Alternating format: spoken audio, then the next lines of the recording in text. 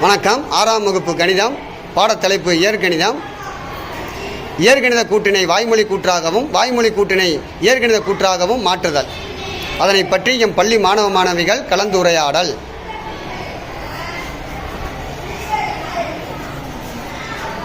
இயற்கணித கூற்று x+21. வாய்மொழி கூற்று x உடன் 21 அதிகரிக்க. இயற்கணித கூற்று 3y அல்லது 3 பெருக்கல் y.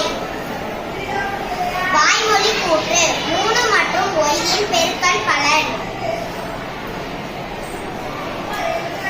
இயற்கணித கூற்று a-7. வாய்மொழி கூற்று a இலிருந்து 7 ஐ கூட்டுதல்.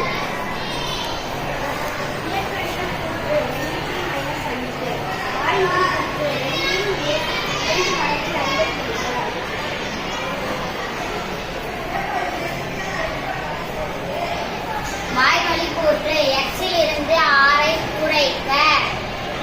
x - 6. வாய்மொழி கூற்று m உடன் 14 ஐ அதிகரிக்க. இயற்கணித கூற்று m கூட்டல் 14. வாய்மொழி கூற்று t இன் இருமடங்கு. இயற்கணித கூற்று 2p.